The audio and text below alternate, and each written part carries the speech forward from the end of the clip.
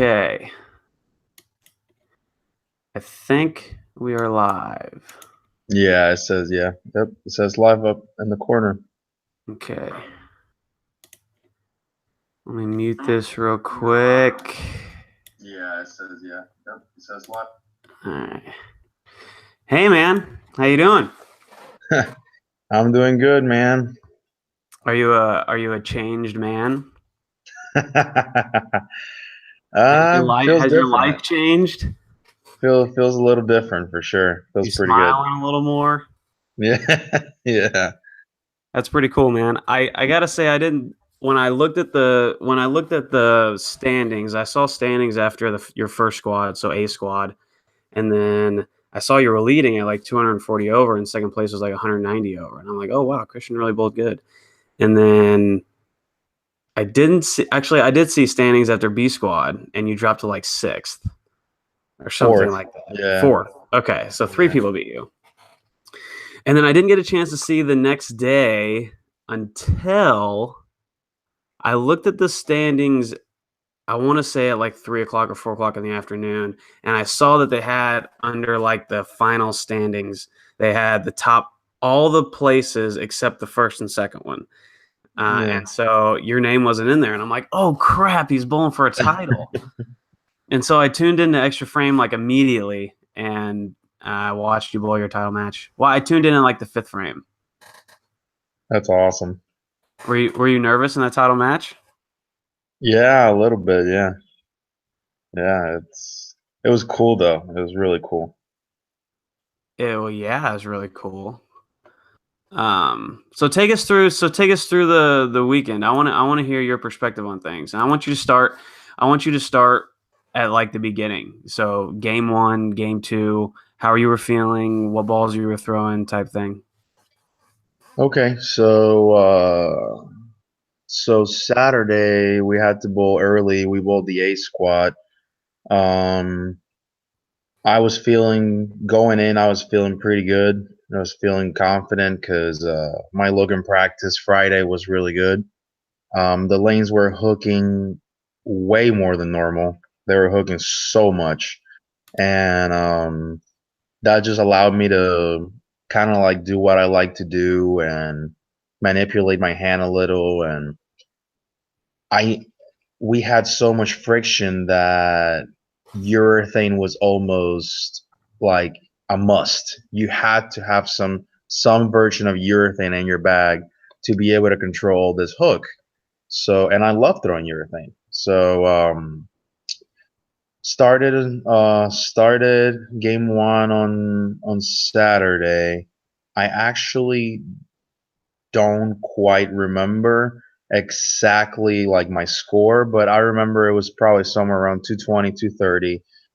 It was one of those games where like you have a couple bad breaks here and there, but overall good spare shooting, good ball reaction. Yeah. And I felt pretty good, and I was looking around, didn't see too crazy of scores, and I just kind of like put myself on drive and just try to stay clean the whole block. And I threw urethane the whole time. I So just you kept never shaking. threw a reactive ball. I threw maybe on two fill shots. I threw reactive balls. And Never threw reactive. did you throw the same urethane ball or did you switch between urethane balls? I threw two different urethane balls. Which ones? I threw a weak pin down purple hammer and a strong pin up purple hammer. So did you throw the pin down one on the fresh, and then when you like start to open up a little bit, you throw the pin up one? Depended on the block. It was actually really interesting. It just depends on how they played. For us, every block played different throughout the weekend. It was so weird. Um, on qualifying, I started with my pin down one on the fresh because I wanted to be closer to the gutter and kind of like firmer. So I did that on Saturday and it worked out really well.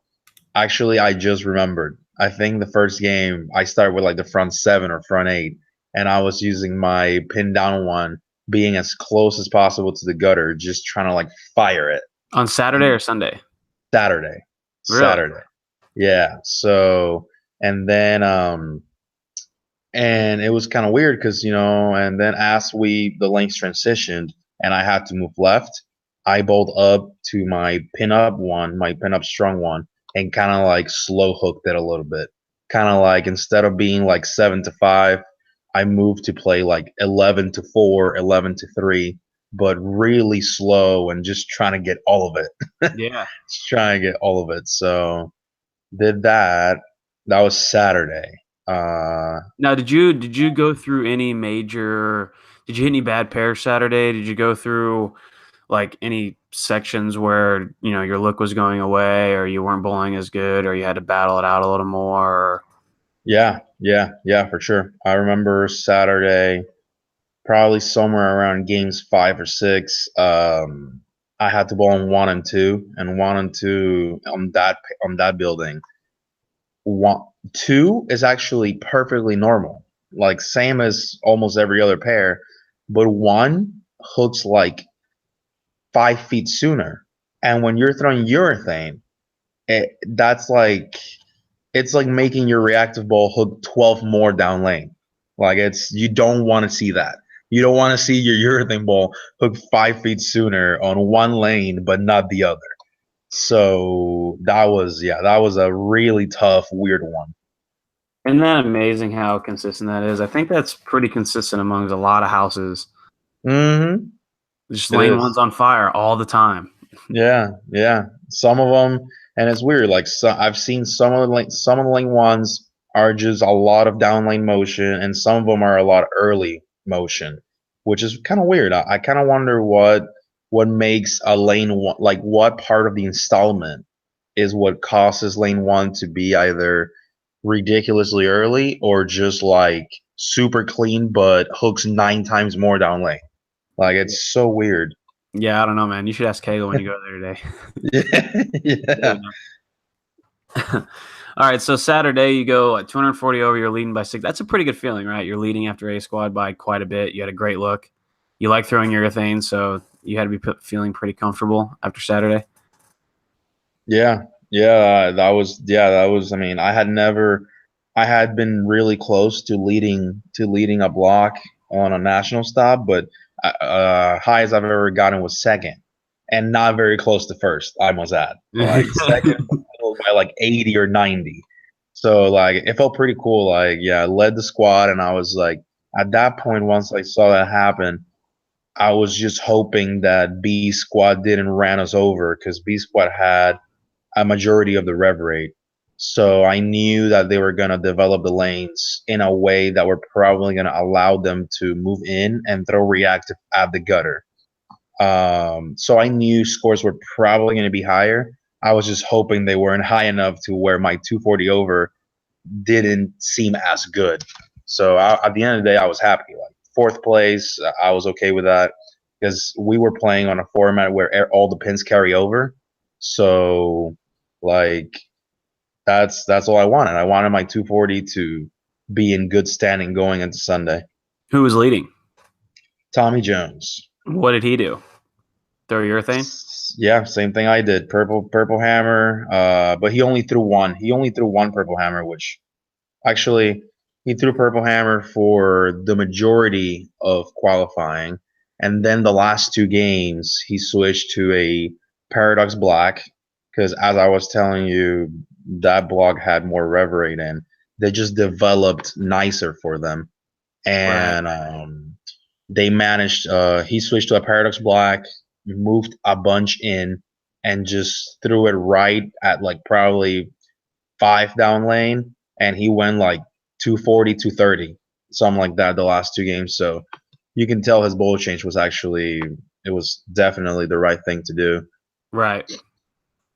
So Saturday night, you just hung out thinking that if you just do exactly what you just did today, then you're going to be in good shape, or were you thinking about doing something a little differently?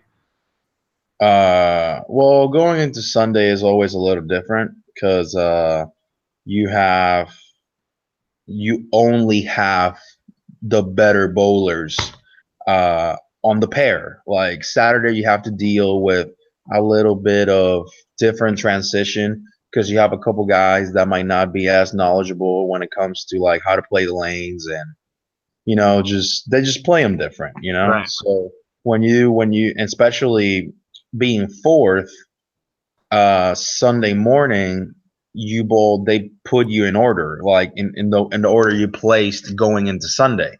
So you're surrounded by the people that bowled just as good as you did the day before.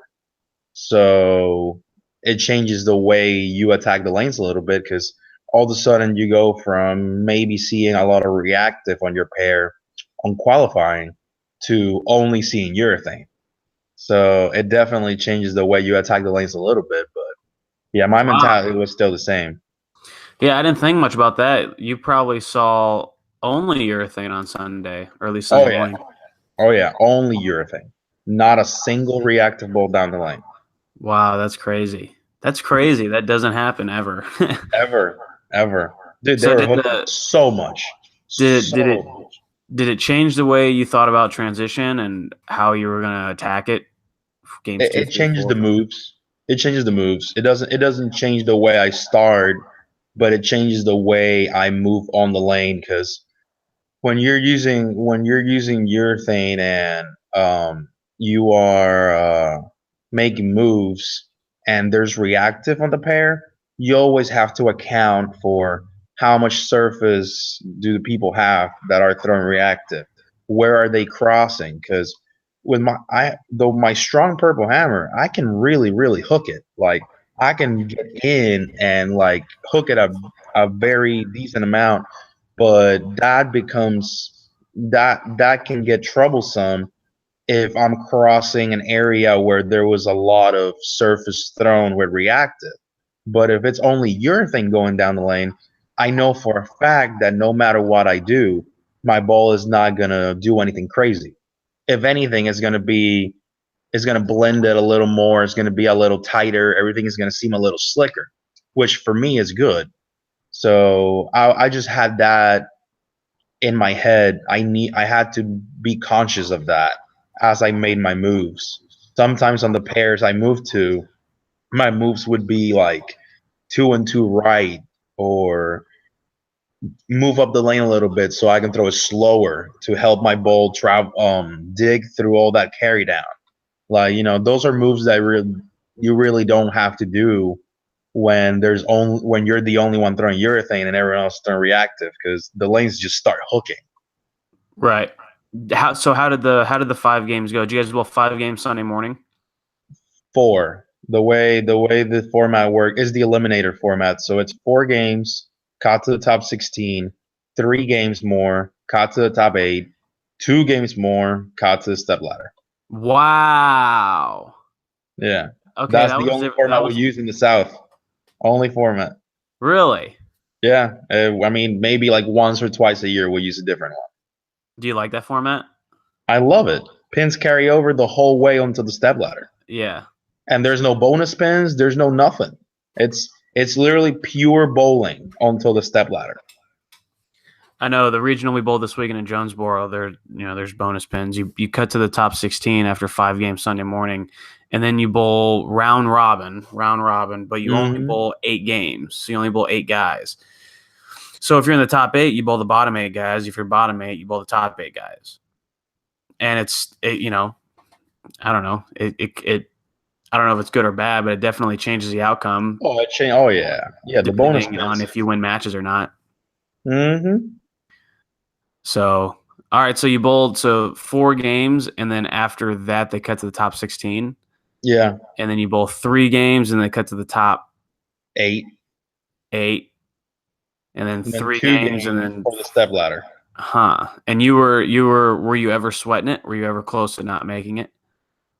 No, no. I mean, I was never close to not making it, but at the same time, I can't say I wasn't sweating it, because it's just when you understand how good all these guys are, you understand you cannot give them any room. You cannot you cannot give them any opportunity to strike in the 10th to knock you out, because they will do it. They'll do it over and over again. So even though I was comfortable up there, I knew that all it took for me to go down was a 170 game. Like, 170 game, and they shoot 250, and all of a sudden they got 80 on you. All of a sudden they're 20 pins away from knocking you out.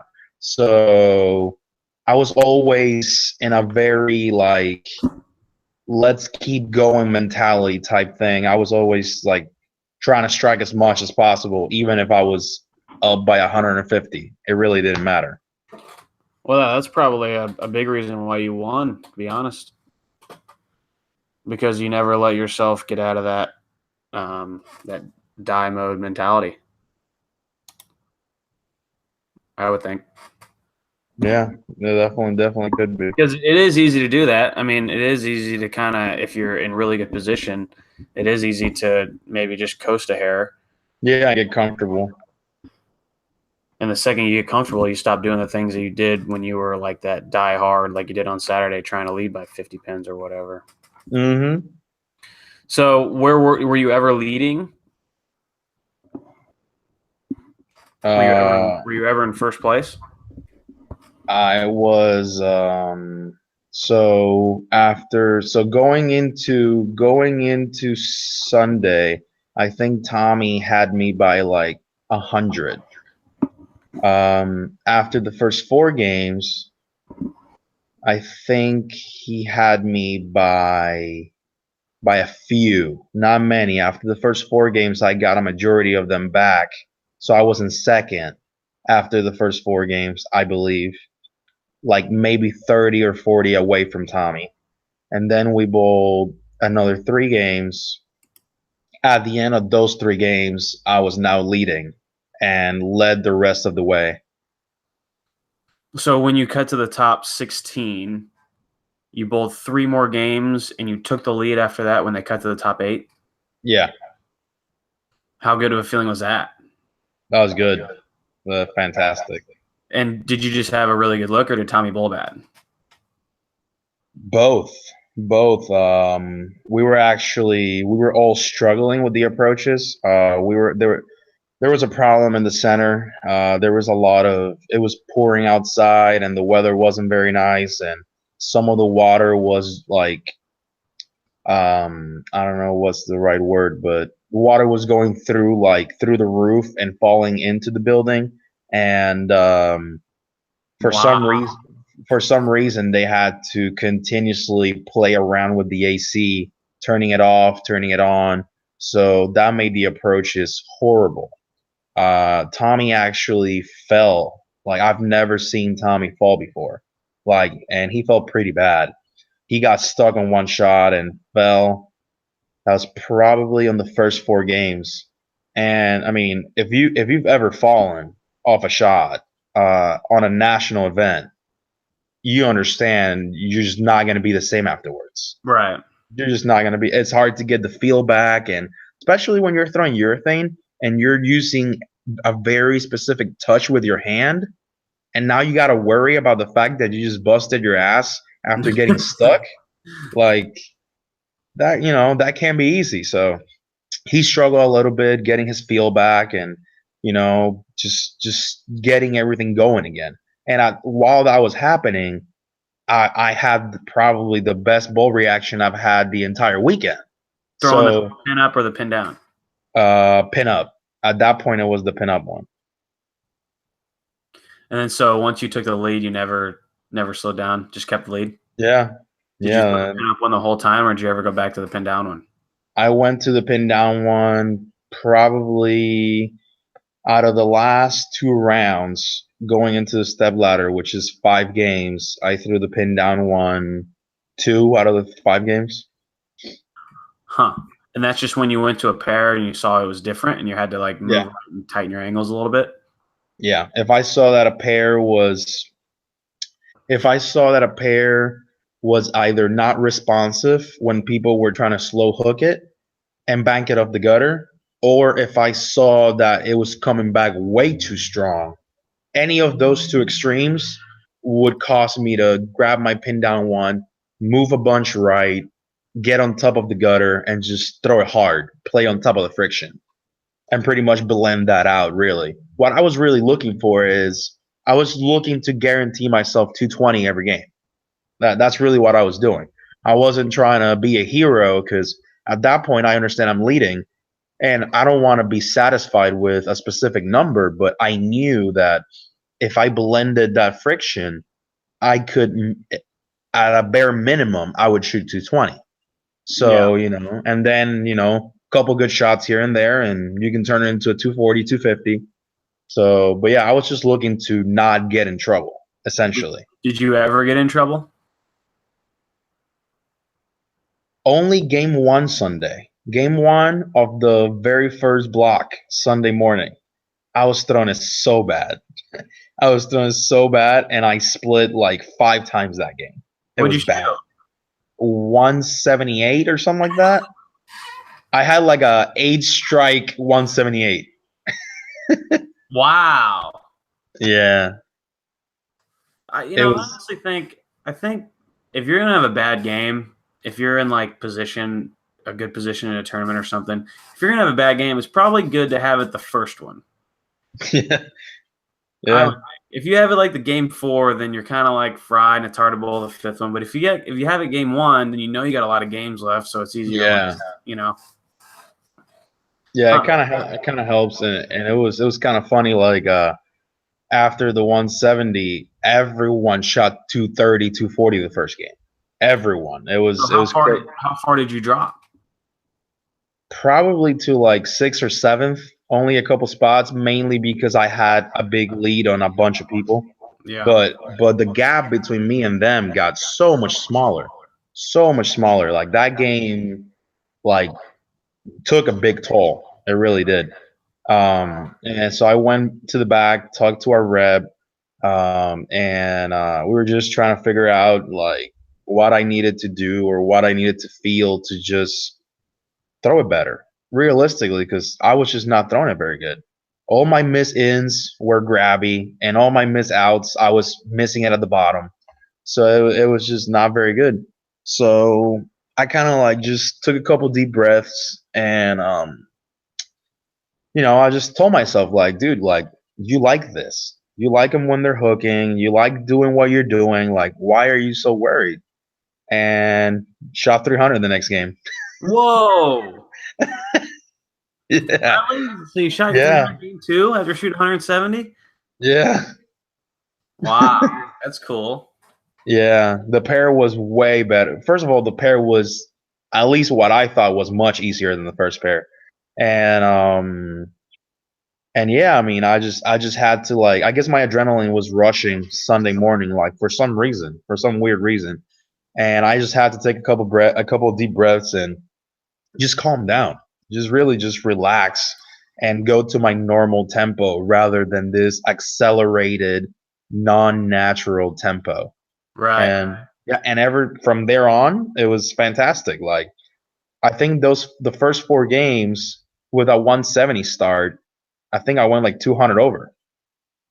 Like so, from there, everything just went like perfect. Wow. So when you got into the step ladder, you were the number 1 seed. Was it interesting at all before the step ladder, like the game before the step ladder? I know you were in first, but who was battling it out for the step ladder? It was very cool. It was very very cool. You had AJ Johnson, Tom Doherty, Andrew Anderson, which had just come off a 280 game to put himself in a position to shoot another big game and make the step ladder. You had Andrew Anderson, AJ Johnson, Tom Doherty, and I think that was it. Those 3 were fighting for spots 3 and 4. And Tommy was number 2. And Tommy was number 2. Yeah, realistically, Tommy would have had to shoot, I don't know, maybe like 170 to drop out of the step ladder. So Tommy was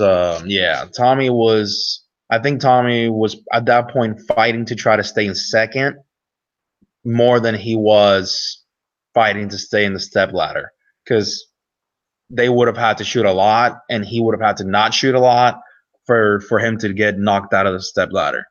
So I think Tommy shot like 2-0 the last game. Dougherty needed, I think he was coming into the 10th frame with like a 3-bagger, I believe, or something like that. He had a string going into the 10th frame, and I think he needed the first one in the 10th to make the ladder, and he got it. He threw it phenomenal, and he was bowling on him and AJ were bowling together, and they were bowling on on the end pair. They're bowling on the end pair, and I think what was it? I think that center has 32 lanes. I think I'm not sure.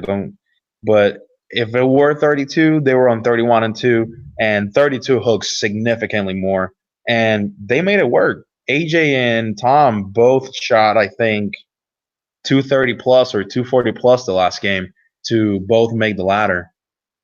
I think AJ shot 260 actually. I think AJ shot 260, and that's what bumped him into second place.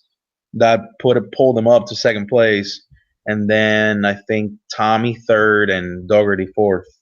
And then Andrew didn't bowl very good. They were on the end pair. The third and fourth place match was on the end pair. No. The position the last game of the top 8. Oh, gotcha. Going into the step ladder, going into the step to make the step ladder. Huh. Yeah. So it was you, Tommy, or you, AJ, and then Tommy and Dougherty. And then who won between Tommy and Dougherty? Dougherty beat Tommy. And the pair we used for the step ladder was brutal. Because they it was close to the end pair, but it wasn't the end pair. It was somewhere around like 25 and 6 or something like that.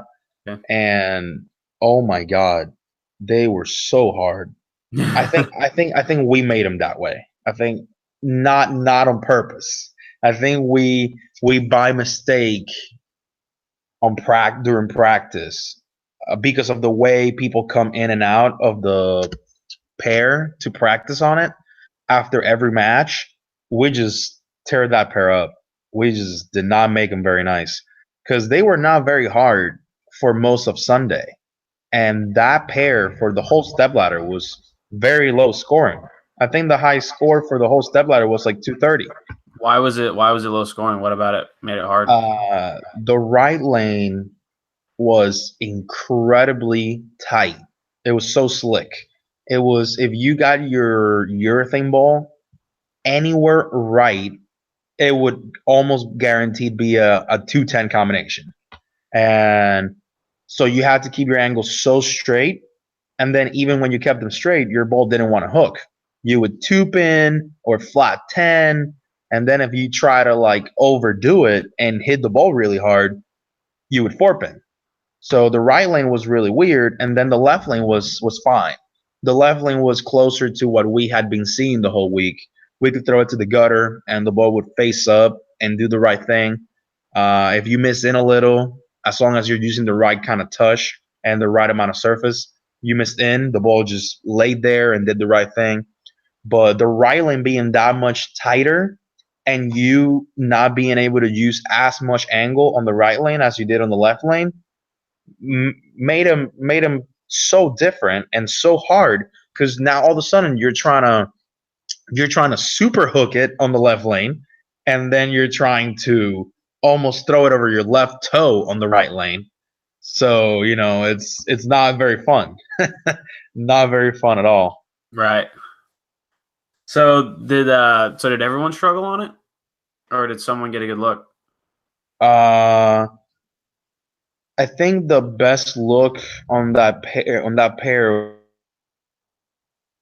was AJ on his match against Dougherty. And I think, don't quote me on it, but I believe AJ was throwing two different bowling balls. I think AJ was throwing a hot cell on the lane that was really tight, and then a pitch black on the lane that was hooking more. Didn't he do that in the game against you? Yeah, I think he did that against me too. Yeah. Huh. So he threw a hot cell on the lane that was tighter? Yeah. and then a pitch black on the lane that hooked more. Huh. That's pretty cool. Yeah. Did you think so in your match was kind of like swingy motion wise? Like you think Yeah. what AJ gave you kind of a chance, and then you went up there and maybe spared a couple times, and then maybe AJ got tapped. Didn't he have like an upper deck 7 or something like that? I Yeah, don't know. It was kind of he did. like He had an upper back deck and forth. 7. Yeah. He what? He did have an upper deck 7. He Yeah. did. Yeah. Um, How did that match go?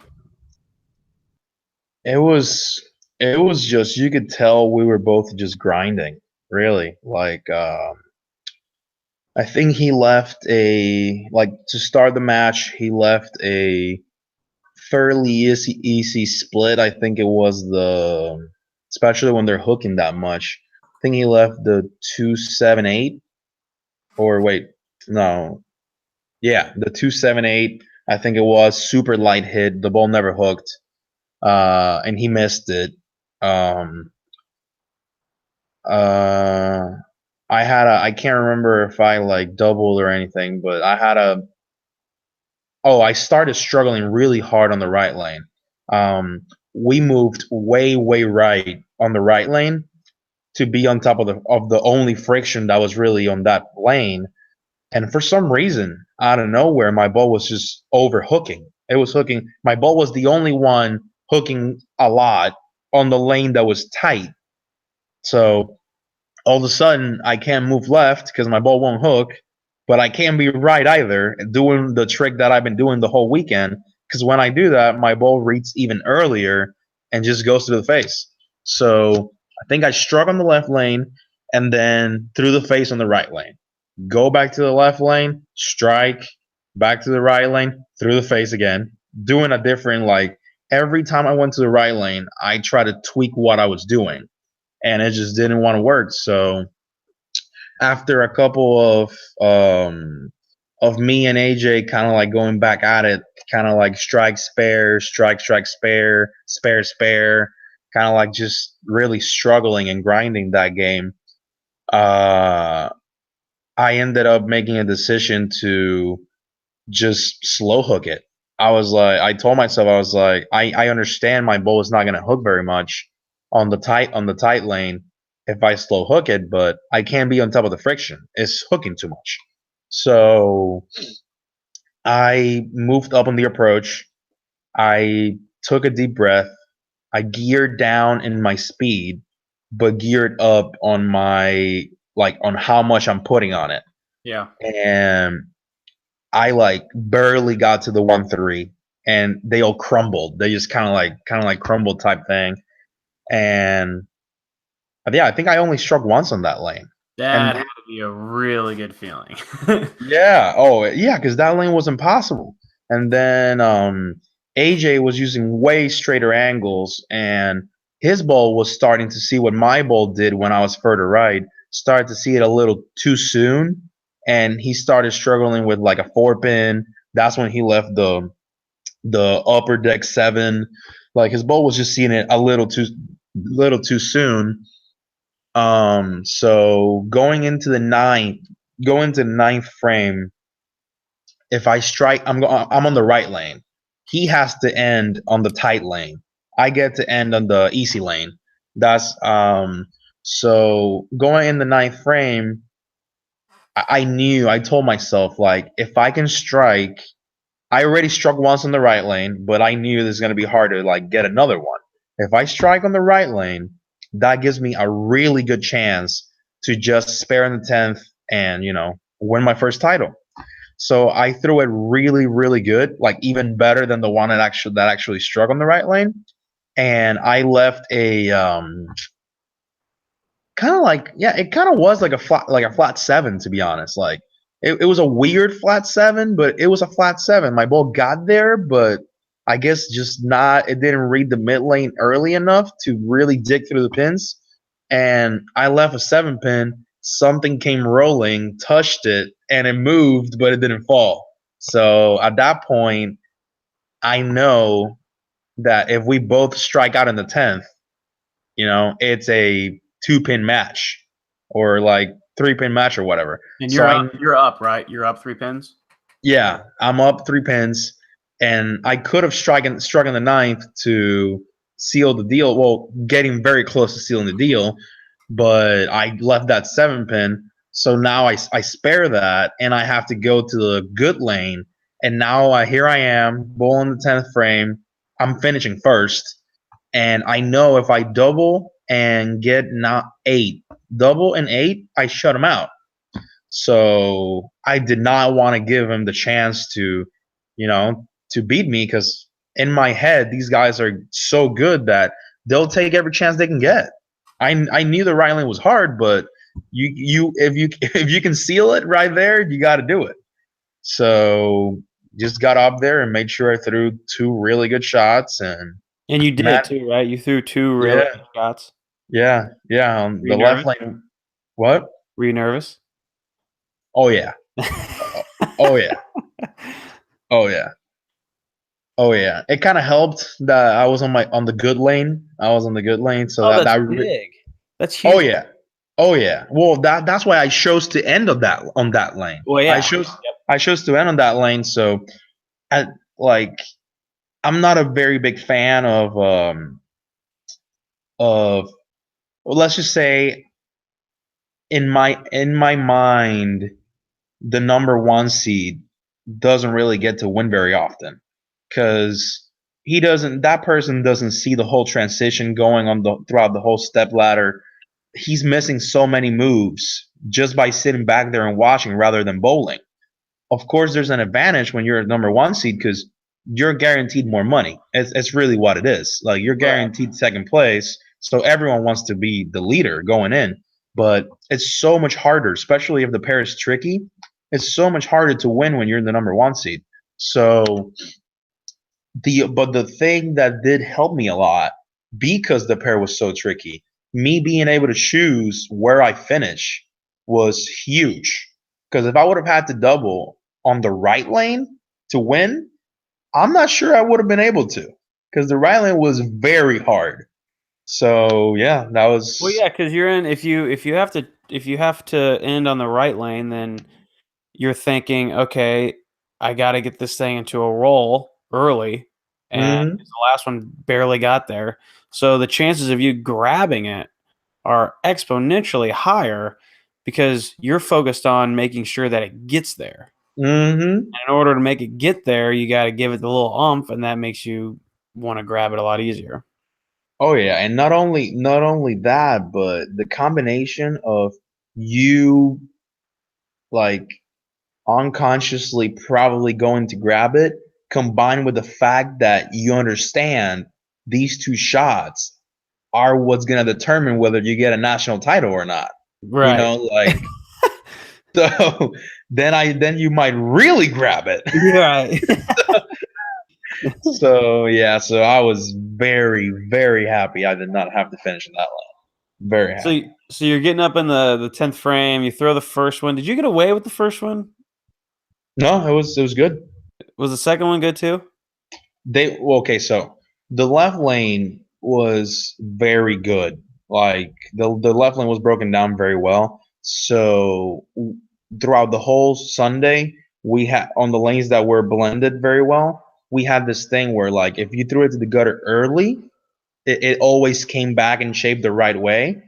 But if you're attempting to throw right quick, but you happen to miss in, say you're trying to get it to like 2 down lane, and instead of 2 you get it to 5, the ball would still pick up the mid lane and see it the right way.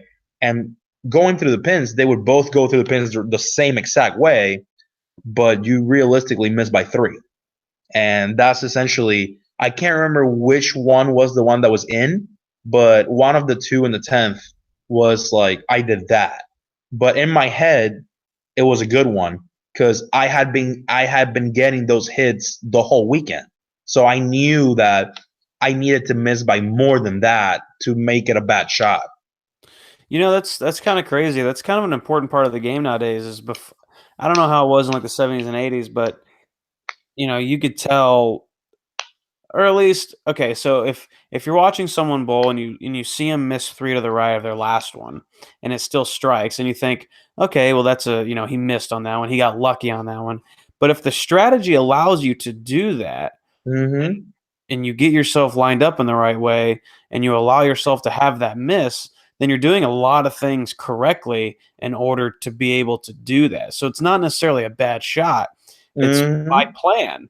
You line yourself up in a Exactly. way, and you're like, well, if I miss, it has to be right. So then naturally Mm-hmm. you're going to miss 2 to the So right, you're and gonna that's do, fine. yeah, That's still exactly. perfect. Yeah, oh yeah, that's the way I look at it. It's part of your strategy. Like it's part of the attack plan that you have that day. Like say if I know that I can get away, if I know that from 2 down lane to 5 down lane, my ball's going to go through the pins beautifully. Anything that hits any of those boards for me is a good shot. Anything out of there, if I go out of that area and I still strike, then I consider myself lucky because it was something that in my realm of thought was not possible or I Right. didn't know was possible. So at that point, yeah, at that point for sure you got lucky because you found out some piece of information that you didn't know. So, Right. but yeah, that's kind of the way I look at it. Did you still need a good shot in the last ball in the 10th? Say that again. Did you still need a good count last ball in the 10th? Yeah, I need an 8. I need an 8. And yeah, I made sure I just threw it to the gutter. I legitimately the gutter was looking so much. It was so on fire that I knew if I threw it to the gutter, the worst thing that could happen, it was like kind of like a stone 9 or flat 10, something like that.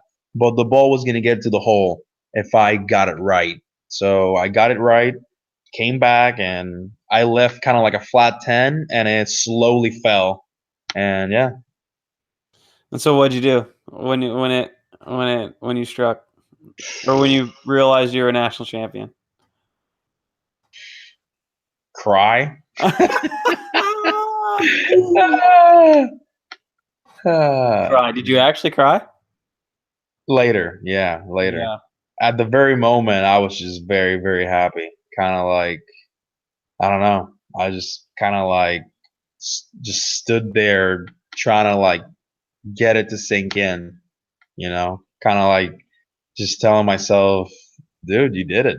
Like, I know. All the it, training, all the hard work, it, all the yeah, travel, all the youth bowling, all the college bowling, all the tournaments that you bowled yeah. bad, This is how it everything, feels. Just telling yourself, this is how it feels, man. Yeah. everything that goes into it, man. That's so crazy. That's the best feeling in the world. I mean, ever since you were young, that's probably exactly what you wanted to do. That's probably Yeah. the thing you want to do is be a The national champion. thing. Yeah. Wow. And you and AJ, the cool thing about it was neither one of you had a national title.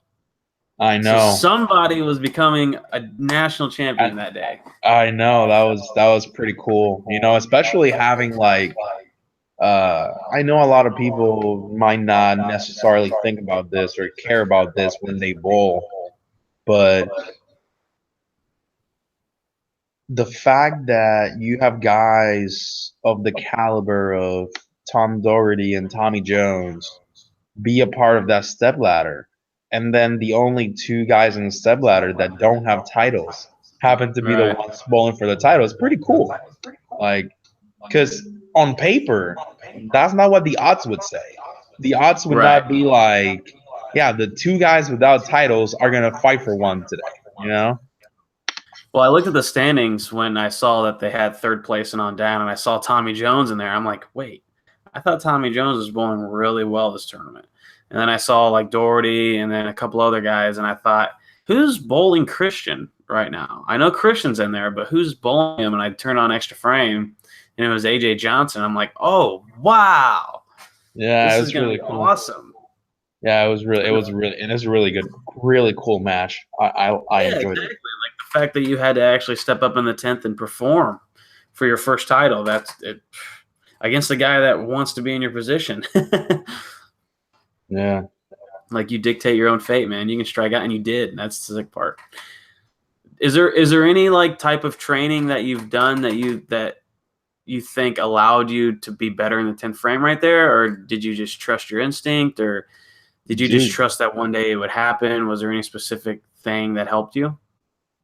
just I think the biggest part, well, aside from the aside from the fact that of course I was finishing on the lane that was easier. So at the end of the day, regardless of how I'm prepared for it or not, it was going to be easier to strike on that lane. Just being realistic.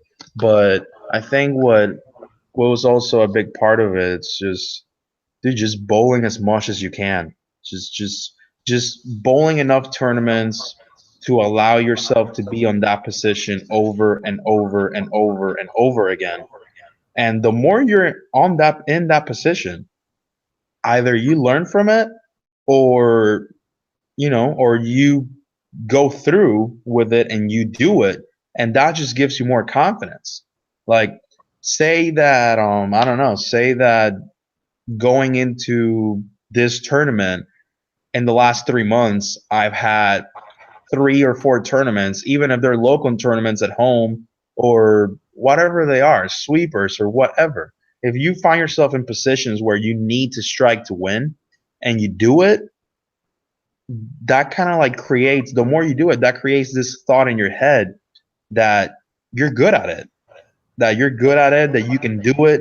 At least it proves your mind that it's doable and you do it very often, and if you don't do it very often, then it's just sit back and kind of like give it some thought, like what is going through my head in these situations that is not allowing me to throw the best shot I can throw. And I kind of had to go through that probably a year ago, year and a half ago. I was the king of choke. I was choking at all times, everywhere, no matter the moment. Really? And yeah, oh yeah, it was bad. And I just I stopped thinking about those moments as key moments. I just started thinking about them as just a live action shot. Like I just have to throw another shot. That's it. Like the way it goes through in my head, I was thinking way more about the fact that I enjoy this one lane than I was about, this is the moment. I wasn't thinking Right. about, yeah, I was just happy I was in the left lane. I was like, you trust yourself, you have good ball reaction. You just got to think about all the positives. You got good ball reaction. This is almost over. You can almost go home. Like it's almost over. You've been bowling all day. You're bowling on the lane you like. You have good ball reaction. Just do it. Just throw the ball. Just throw it. Throw it the same way you've been throwing it all day, because it clearly worked all day. So just do the same thing, and that's it. Yeah, I can imagine how different the mindset would have been if you had ended on the right lane. Oh yeah, It it might would. not have changed the outcome. I mean, you might still have done it, but it would have been a little different mentality. Oh yeah.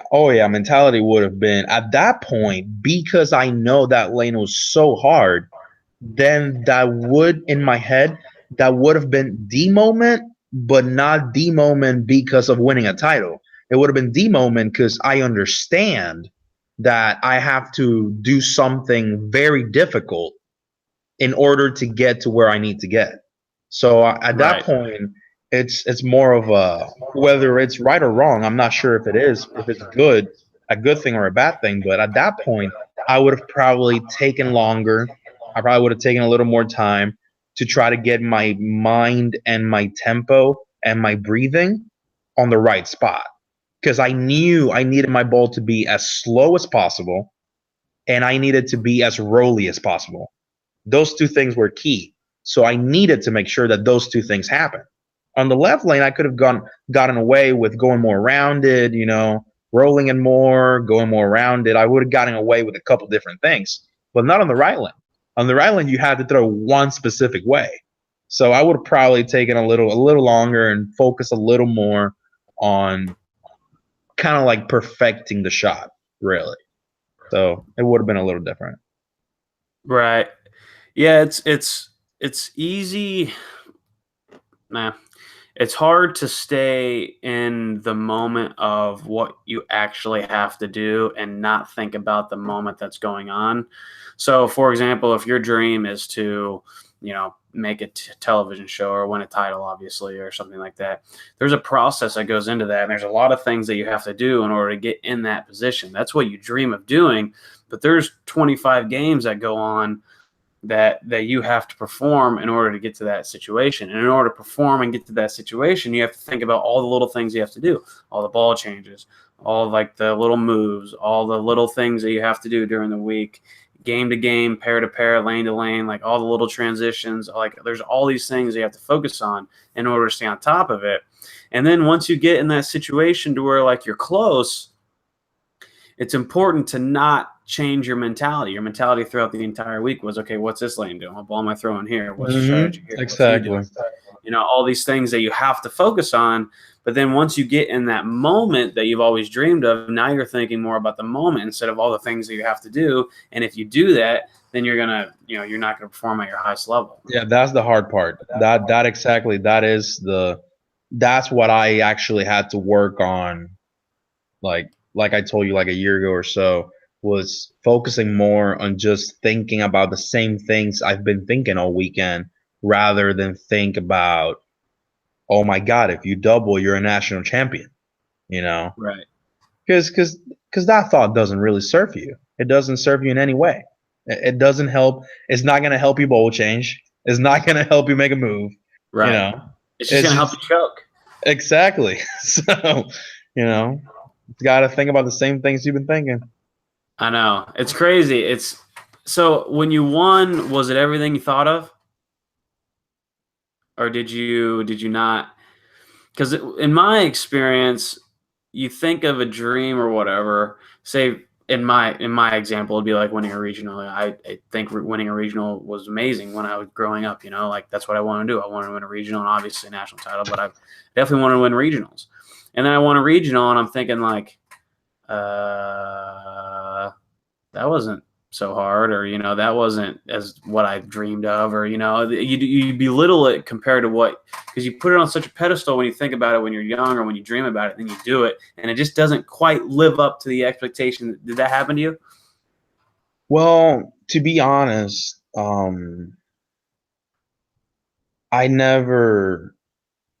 it's always been, ever since I was like a little kid, my goal was to win, just to win on the big boys tour. Like I wanted to consider myself a big boy, like I was one of those guys that have accomplished the very difficult and gotten a title. I never really even thought about like, oh my God, it must feel amazing. It was weird. That never really went through my head. I knew I wanted it really bad, but I never gave it a thought on how it would feel or how I would want it to feel after I did it. Right. I just knew I would do anything to get it. It's one of those, but yeah, well, that's really good actually. Yeah. Has anything changed in your mentality after you won? Has the next couple months changed? Has your mentality about your career changed? Has anything really changed now that you won? Not really. I mean, I was like, before winning, I was very motivated to bowling as much as I possibly could, and that continues to be that way. Like I literally just want to be out there as much as I possibly can. Put myself in situations to hopefully win more titles. Of course, at the end of the day, we're all there for the money. It's our job for a lot of us.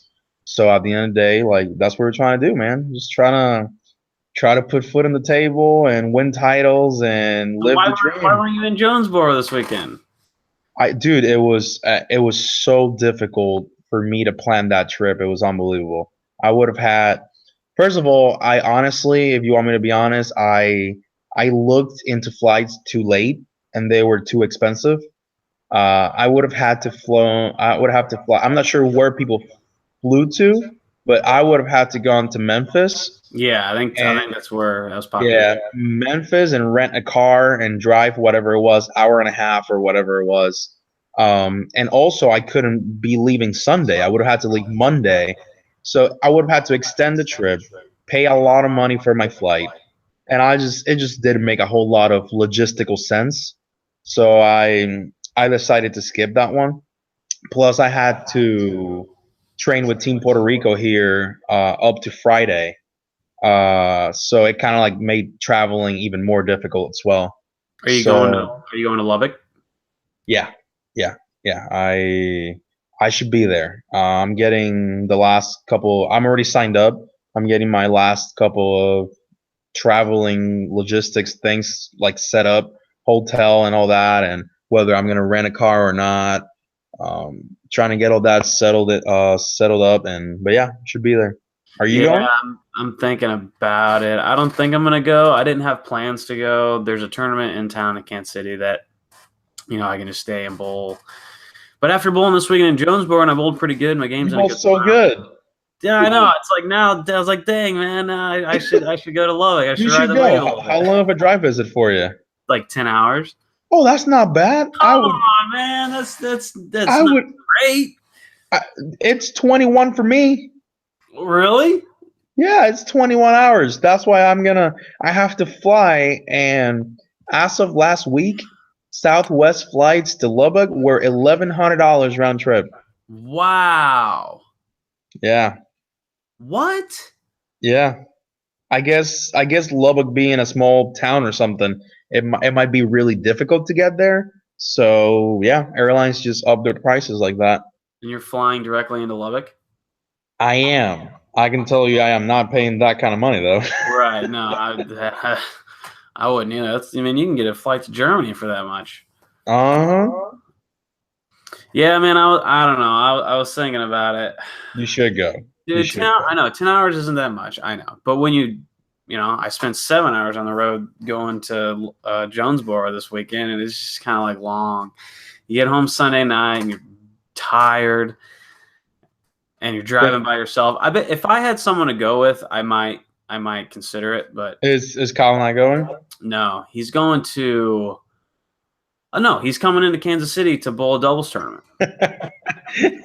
But he's not bowling with me. He's like, hey, he's like, hey, you bowling the doubles tournament in Kansas City? I'm like, I don't know what you're talking about, because it wasn't on like the actual. Because there's a guy around here, Mike Dempsey, runs tournaments, and he has like an actual schedule tour of Kansas City, and this one wasn't on the schedule, so I didn't know anything about it. I was like, no, I didn't know there was a doubles tournament. I know there's a single one on Sunday, and he goes, oh, okay, well I'm bowling a doubles tournament. I'm like, oh, who are you bowling with? And he's like, Packy Hannaran. You know who Packy is? No. He's a guy that bowls for Wichita. He's a two-handed left-hander, and he crushes house shots. He's a good bowler in general, but the last time we were at this bowling center, he averaged 273 for 8 games. What? Yeah. So, and Kyle's bowling with him. So I'm like, no, I'm not going to bowl. Are you kidding me? I don't want to do that. I'm not going to donate my money.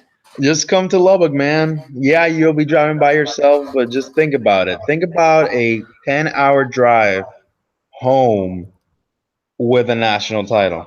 I know. Yeah, I know. It would be the best. It would be the best 10-hour drive of your life. I've had that mentality a lot. God, this drive's gonna be great when I win, and then I don't win. That's probably happened 50 times. My drive was 10 hours to Wilmington. That was exactly the distance. Was it really? Yeah. Dang, maybe I should go then. Yeah. Oh God. Man. Yeah, I don't know. I don't know what I should do. Honestly, having a weekend at home feels nice. What'd you do this past weekend? Just kind of celebrate and hang out? Yeah, this past weekend, well, once I was done with the whole training with Team Puerto Rico thing, or we had our coach Jerry Edwards in town.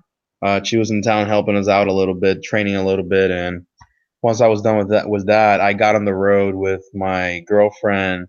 She actually went down to Fort Lauderdale to bowl women's state tournament.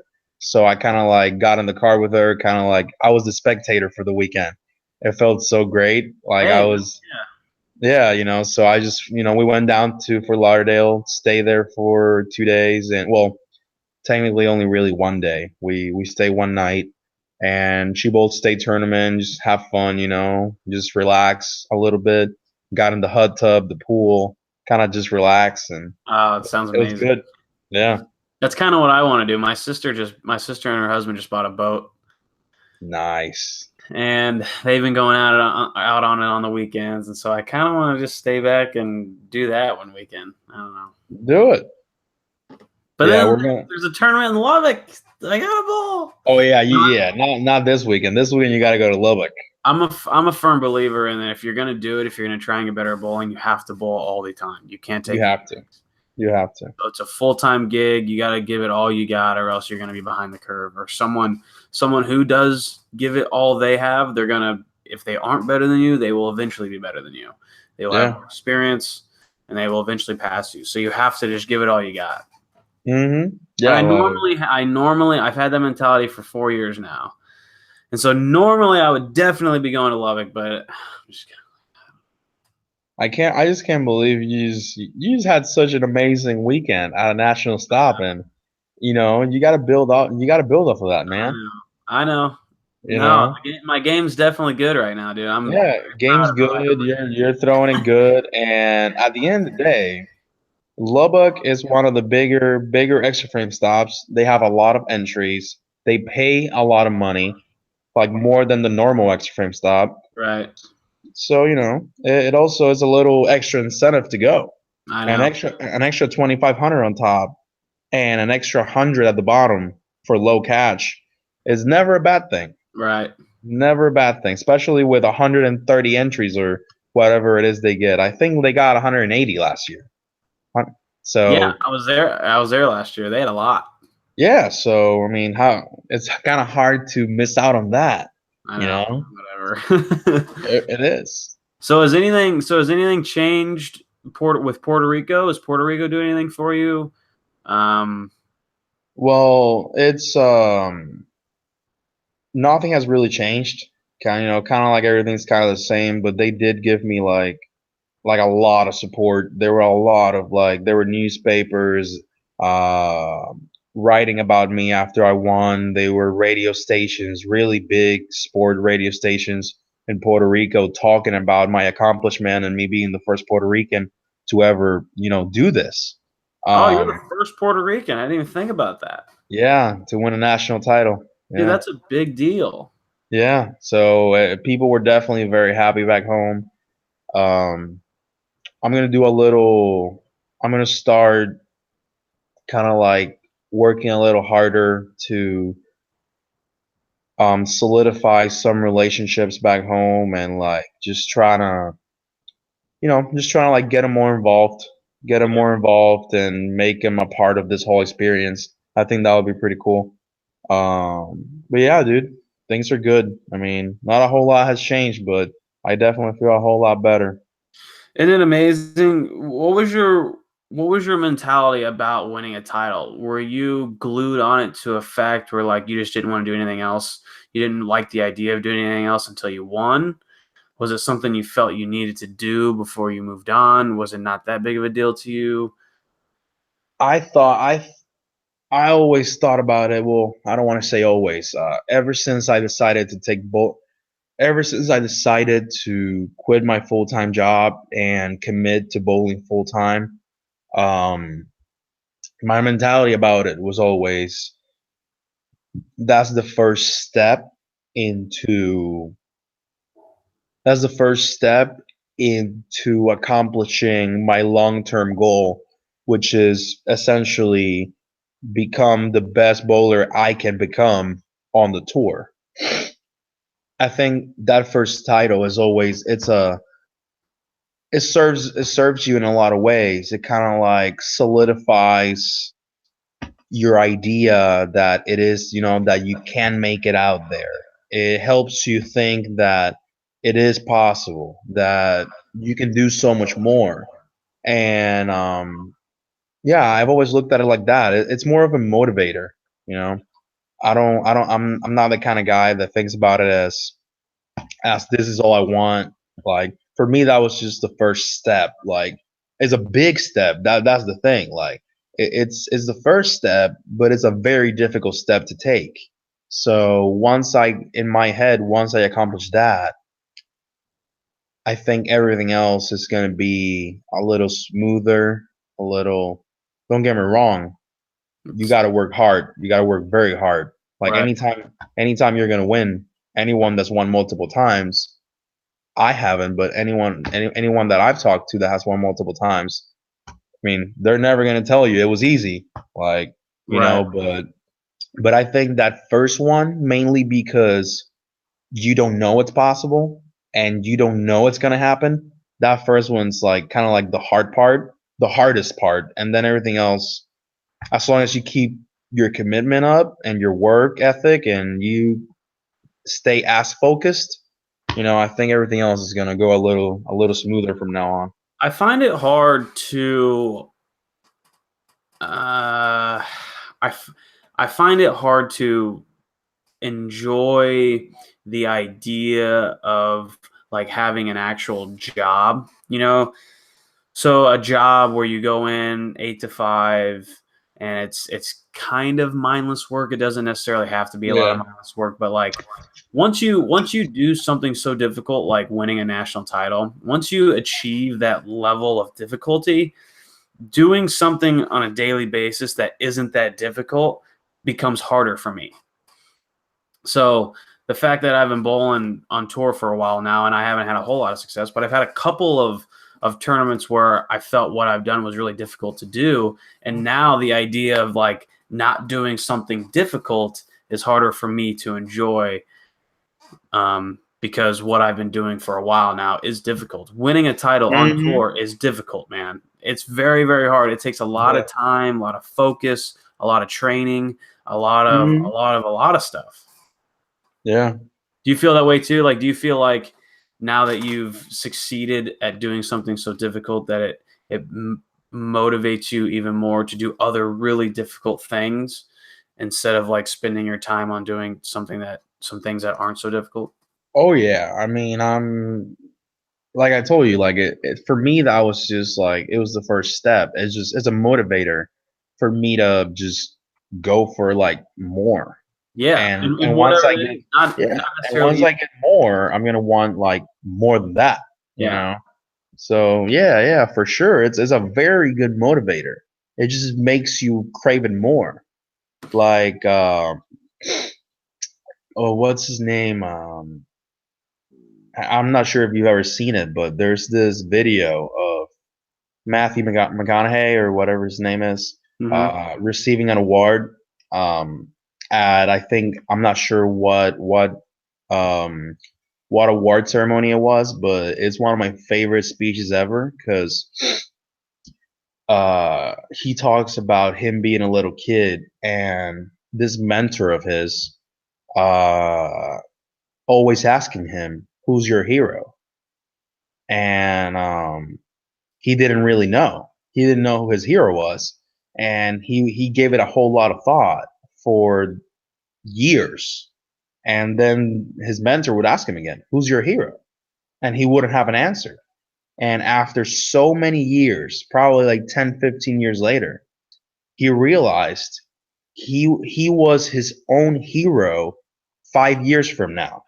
He is all because you always want to search for you always want to try to like catch up to your hero. You want to be like your hero. So in hmm his mind, his own hero is him 5 years from now. Because he understands that if he works hard, 5 years from now, he is gonna be who he wants to be now. But then once he gets there, his hero then is gonna be 5 years away. So he's never gonna catch up to his hero. But he's always gonna work so hard to try to catch him. Yeah, So that's his mentality, and I thought that was awesome. That's an amazing way of looking at it. huh, that's really interesting. We're never going to be like, at least that's the way I look at it. I'm never going to be satisfied. Like, now I think I want to win my second title. But once I win my second title, I'm going to want a third one. I am never going to be like, okay, I'm done, Right. you know? That's interesting. I was watching Joe Rogan's podcast last night with the guy he had on yesterday. Jesse Itzler, I think is his name. And it was this guy that, what did he do? He was he ran a 100-mile race and he did a couple other things. He wrote a book on time he spent in a monastery with some monks. So he spent 15 days in a monastery with these monks, and he wrote a book about it. And he realized that one of the things that he learned while he was in this monastery was he doesn't enjoy the present very much. These monks, they don't have anything going on outside of their little monastery, and so they're very, very present. Everything is just in front of them, and all they do all day is think. And they don't deal with technology and phones and all this stuff. Every bit of their brain is just right in front of them. And he realized that the best part about succeeding is the actual journey, even though it does not feel like it. Like right now, I would say the past year in my bowling, outside of this weekend, I haven't been too thrilled with results-wise. I've been making a lot of changes. I've been changing my game. I've had some really bad results. I've had some decent results. But for the most part, it hasn't been very good results-wise. But I've been doing a lot. I've been changing my game a lot. I've been practicing a lot. I've been going through all these like little things that's a part of the journey. And when you're not getting the results, it's hard to enjoy that little journey.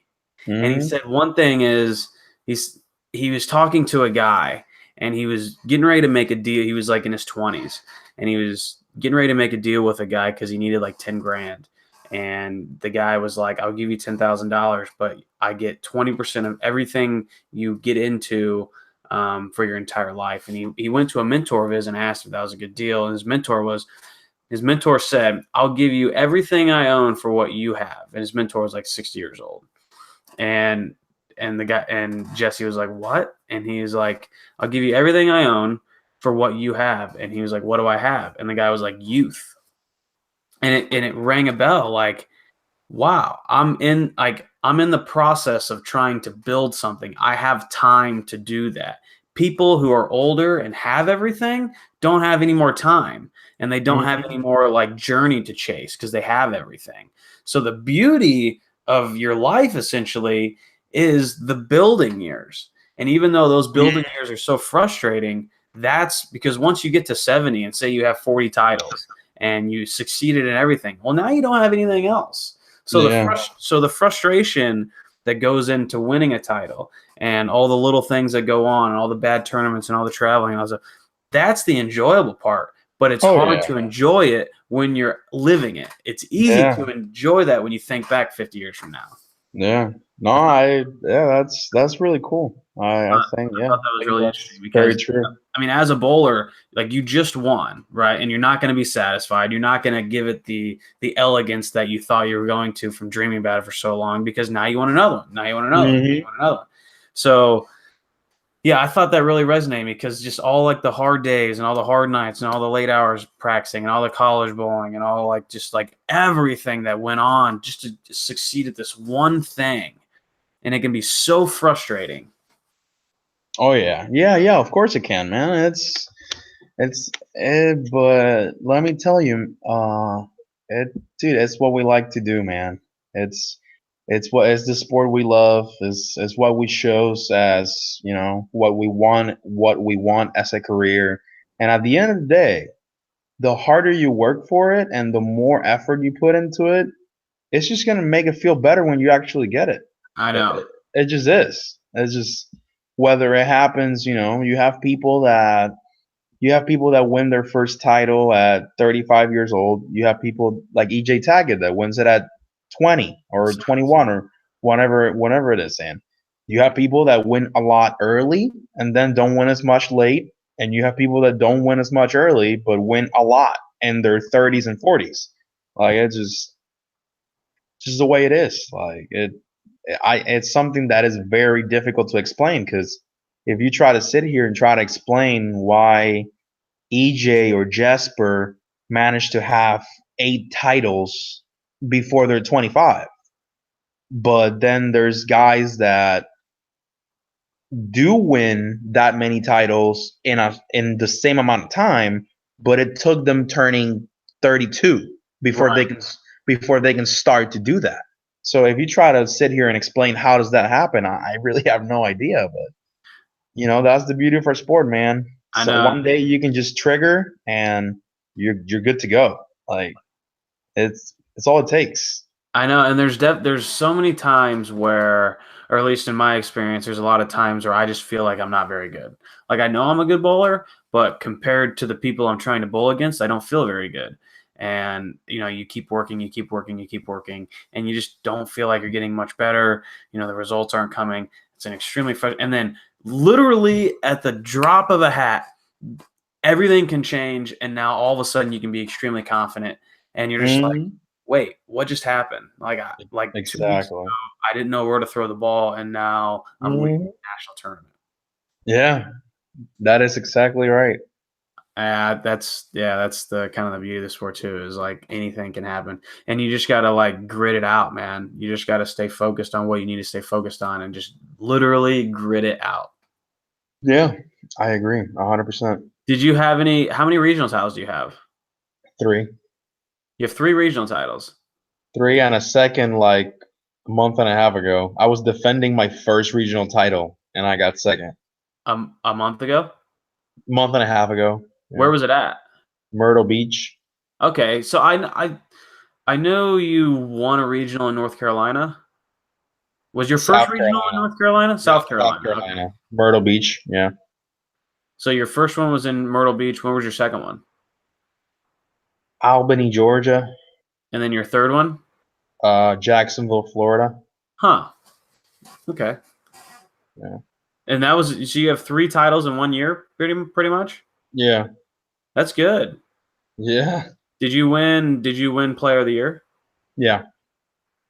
So do you get to I guess the World Series has changed.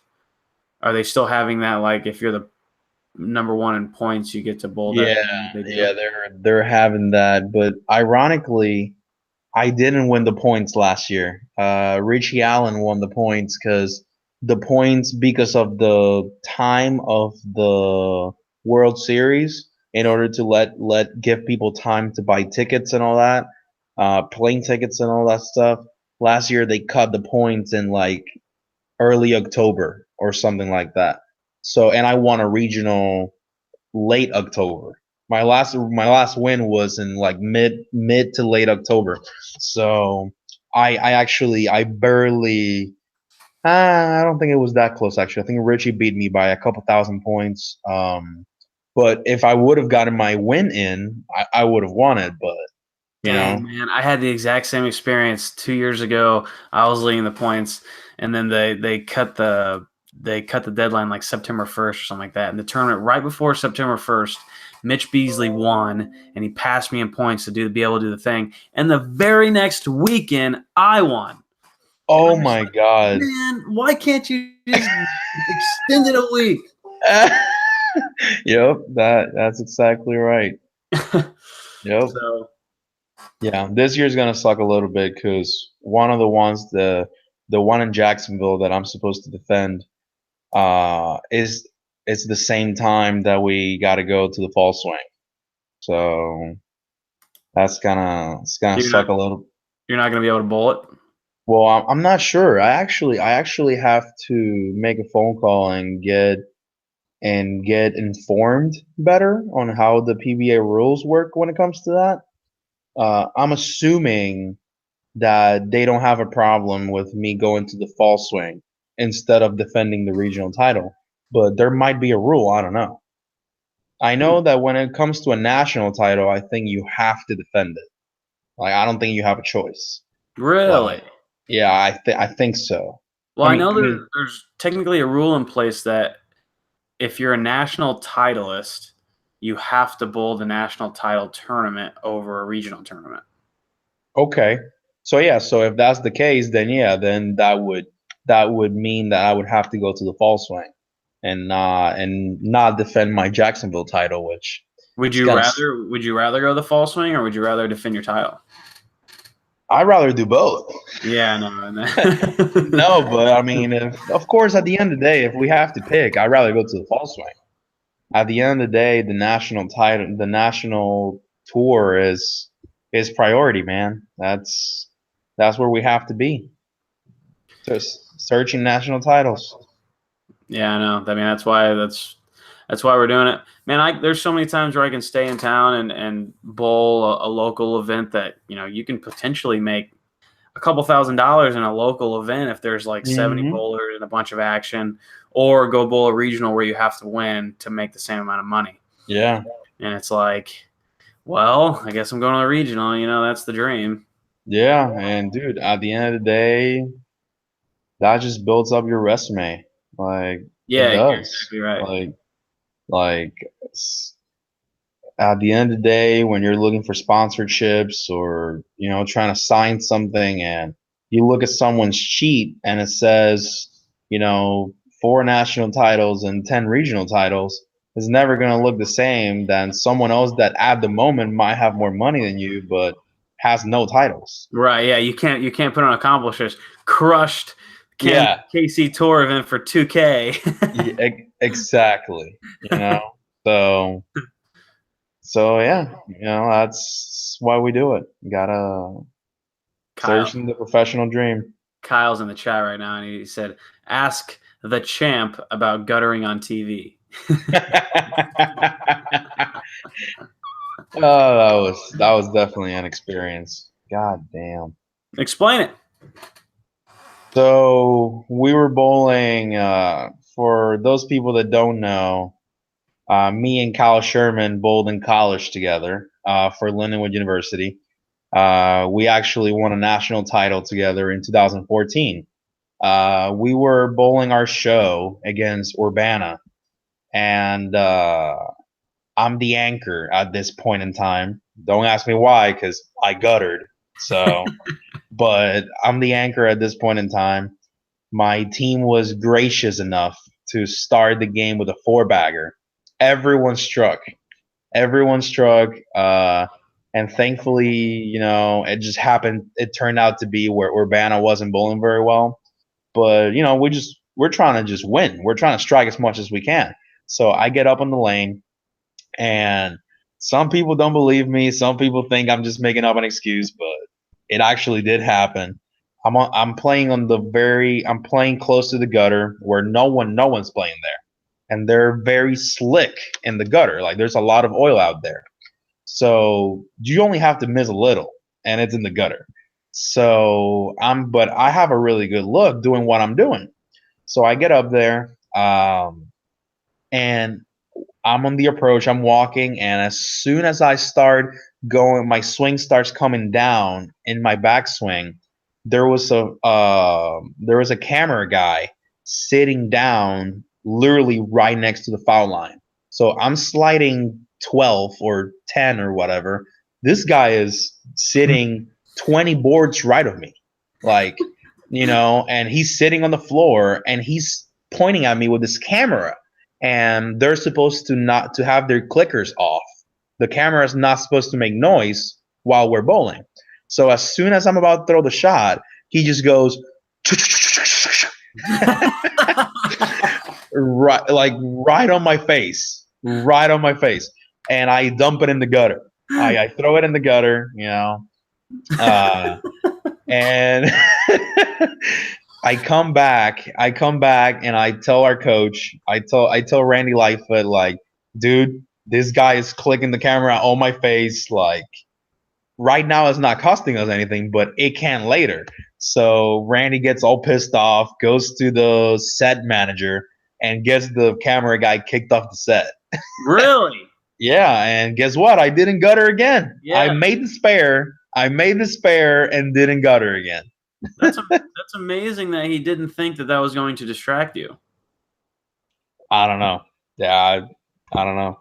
Did it affect anyone else? Did anyone else? No. I mean, plus, I was sliding 10 right of everyone. Oh, okay. I got you. Yeah. Yeah, everyone was playing in. I was the only dumbass playing out. Were you throwing urethane to the right? I was throwing Mastermind. Oh, wow. Mastermind at like 500. Yeah. And everyone else is throwing LT48s and Platinum Ringers. Everyone's throwing the weakest balls they can find, and I'm throwing a Mastermind. Oh, my gosh. That's funny. And you guys still won. Yeah. We actually didn't lose a game. We won 2-0. Wow, I think. I'm not sure. That's really cool, man. Yeah, I think. The girls won again this year. I know, that was sick. I didn't watch the television show. Was it a good one? No, I did not. I did not watch a television show, but I was watching. Me and my girlfriend were watching the live stream when they were bowling match play. Dude, they had some badass key moments to make it through. Really? Like, yeah, like Amanda Garavet having to strike in the 10th to like win by 1 or by 2, like to make it. Like that was game 7. Like it's do or die, strike or you're out. And yeah, and she struck like some really cool moments. That was really, really cool.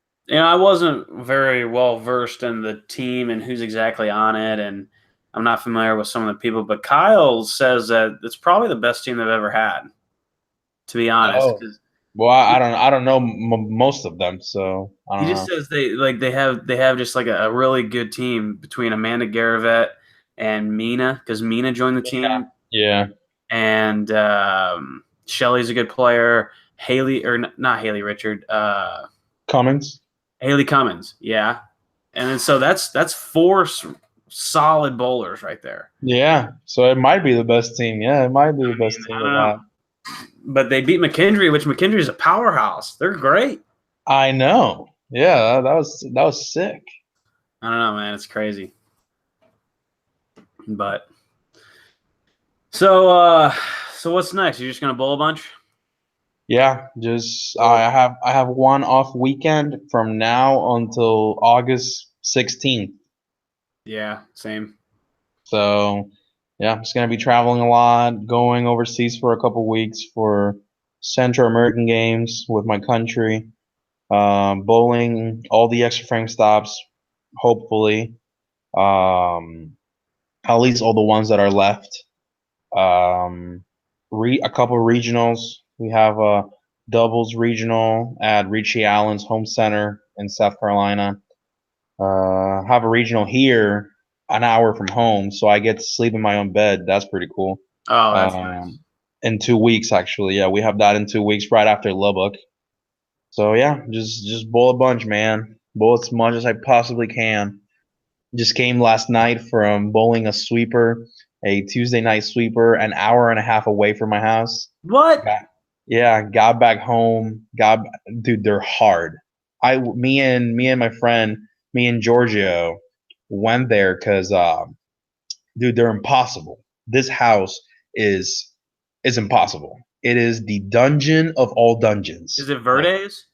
no, it's way worse than Verdes. Okay. Like this is Tavares. They actually run regionals here. Like Tavares has a regional in 2 weeks. We went there for the sweeper. They do over the summer. They do a sports shot Tuesday night sweeper, and it's like $30, pays like 200 on top. But we really go for the purposes of bowling on something very hard, and we bowled on shark. We bowled on 45 feet. The lanes are so beat up, like it's worse. The friction is way more than bowling on. You remember the one time we bowled on that center underneath a church Yeah. for Masters League? Yeah. Imagine that. Like we bowled on shark, but I literally threw the shiniest ball I had. Like some pin up, shiny, threw it from like on fresh. We're practicing. We haven't even started bowling yet. I cross the arrows at like 20, throw it to 7, and I go through the face. Wow. Oh, it was interesting, but they were hard, dude. There's so much friction. It's an obscene amount of friction, so it makes them impossible. So yeah, had a very fun time. You know, just but I got home at like 2 in the morning. So yeah, the sweeper starts at 7:30. You have to bowl 6 games if you want to win. So Dang. yeah, and then drove an hour and a half back home.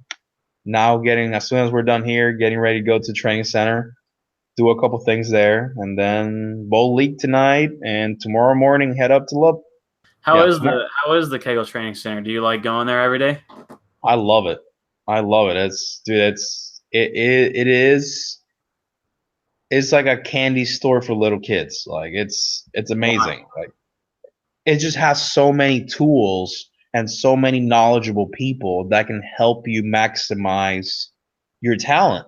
It's just you have you have three guys in there that, at least the ones that I work with, you have three guys that are in there that they all have so many they have they have different pieces of knowledge, and when you combine all three of them, there is nothing you cannot fix.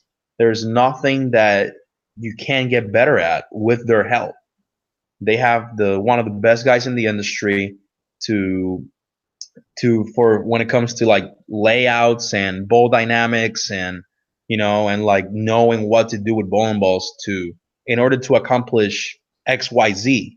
Like they have one of the best guys on that, one of the best guys when it comes to fitting a hand, having the right pitches, be comfortable, your hand being comfortable on the ball. And then you have the lanes themselves. You have the only lanes in the world that you can manipulate topography willingly. We can change topography on the lanes to any topography we want and practice on that and train on that. And we create all the most of the patterns in the world, so there's nothing I can't bowl on. It's fantastic. Like Wow. it just really is. Do you spend a lot of time conversing with those guys, or do you spend a lot of Oh time yeah. more just throwing the bowling ball? No, I spend way more time working with them than I do throwing bowling balls. Nice. Picking on their brains, asking why did this happen? I just came back from an extra frame stop. This is what I saw. Why do you think this could be? What can I do to have my hand be able to do this? There was a trick this weekend that some people had that I don't. What can we do to teach myself how to do that? Like just layout conversations, release conversations, mentality to win conversations. Like Who are the three guys? You have Dell, you have Randy. you have Dell, Randy Stoughton, and Ruben Jergosian. I've never met Ruben. Ruben, well, he is very well known in the international scene. He's coached for Team Singapore, Malaysia, Indonesia.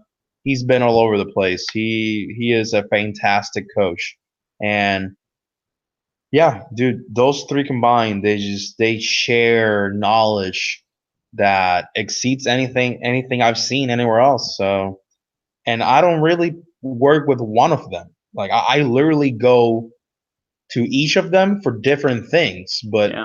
I use all their knowledge because it's insane. And once you have those tools, it's so much easier to be successful. It really is. Yeah, definitely. Like if I even like if you ever come one day and and you get to be here and I can show you the things we can do with like ball dynamics and actually show you the change something as small as a weight hole can have. Like Right. people don't even realize if you pierce, if you touch a weight block in the right angle at the right depth, you can increase the differential of a bowling ball by 20. Yeah. Like you can do crazy things. That's pretty much why USBC is going away with the weight holes, right? So they can. I'm not sure, but it could be. Yeah, like there's so many things you can do. Like, and honestly, we're good bowlers, but we don't have all this knowledge. Oh no, So, definitely. so we need guys like them that that know their stuff and that they're really good at it. Like we just do. Yeah, I've never even been down to Kegel, man. I'd love to go down there. I just haven't been able to make it down there. Yeah, it's definitely awesome. Yeah, for sure. Well, man, you want to wrap this up? I'm doing this for an hour and a half now. This was Yeah, good. I really appreciate you coming on, man. yeah, no problem. We can definitely wrap it up. Kind of gotta start getting ready and head out to the center before they close. Yeah, I think the viewers are really going to enjoy the story of winning. I think it's interesting. Yeah, that was awesome. So, yeah. Anyway, man, congrats, dude. That's awesome. Representing Puerto Rico and Lindenwood and Kegel Training Center. Yes, sir. It's a very great accomplishment. Congratulations, man. Thank you, Brad. See ya. I will see you later, man. Go to Lubbock. I'll maybe see you there. Bye-bye, man. All right, see ya.